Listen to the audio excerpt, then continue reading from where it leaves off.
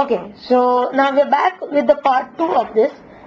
So now I'll be teaching you how to solve the second layer. Okay, now you might be wondering why I have made 3 parts of this. So like the first video which I had made at home was like 40 minutes. It would have been quite boring for you as well. So I decided to break it into 3 parts, wherein I'll first explain the first layer, then the second, and finally the third layer. So leave that. We are on to the part where we have completed our first layer, and like all beginners would worry, how would you solve the second layer? That is, how would you put in these edge pieces in the right place without disturbing this? But as you know, what's our purpose of watching this video? It's only to solve the cube without disturbing this.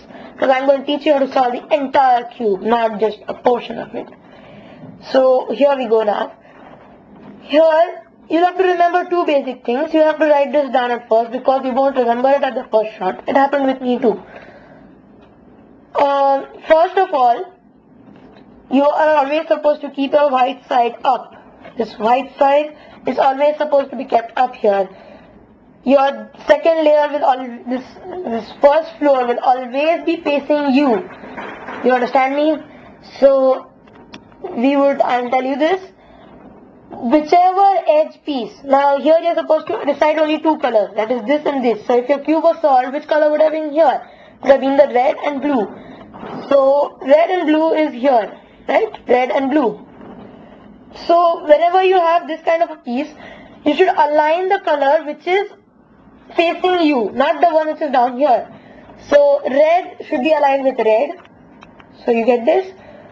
Now remember, when this piece has to go to this side, okay, whenever a piece has to go to that, suppose now your piece has to go to the left side, right side, it's a mistake by me. When a piece has to go to the right side, always move the bottom layer to the left.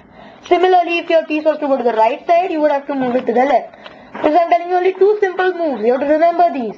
Whichever side it has to go to, move the down layer to the opposite side after aligning these 2 colors. Okay? So I moved it. Now the side in which it has to go, that is the right side, should be brought down. You did 2 moves, right? You moved this here and you got this down. Now just do the opposite moves. You did this and this, so you do this, and the opposite moves. Like this. Now you must be worrying, I destroyed this. Don't worry. You still forgot, we have used the kidnapper's theory. We have to use the kidnapper's theory once more. Kid's line, you take him aside, you bring the kidnapper down, kidnap the piece, and take him up. So are you seeing your edge piece is right in place, your white layer is undisturbed. Now, you've got another piece which is similar. So I'll just show you how to solve it. It has to go here, so you move to the opposite side. First you align the colors, blue and blue. And it has to go to this side, so you move this down layer. You bring this side in which it has to go down. You do the opposite moves. And by kidnapper's theory, take the kid aside, bring the kidnapper down, kidnap the piece and take him up. There you go. Now you've got this green and red piece. So it has to go here, same way. There you go. It's in place.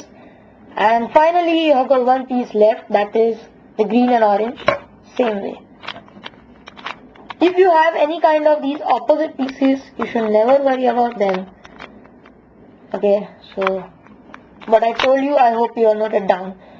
And here you go, you have successfully solved your second layer without disturbing the top layer. Okay, and if you are interested to use algorithms for this, I'll explain what is algorithms in the part 3, but if you are interested in using algorithms, I'll be mentioning each algorithm for each move in the description of this video down there. So we'll continue for the last layer, that's your third layer, in part 3. Thank you for watching part 2.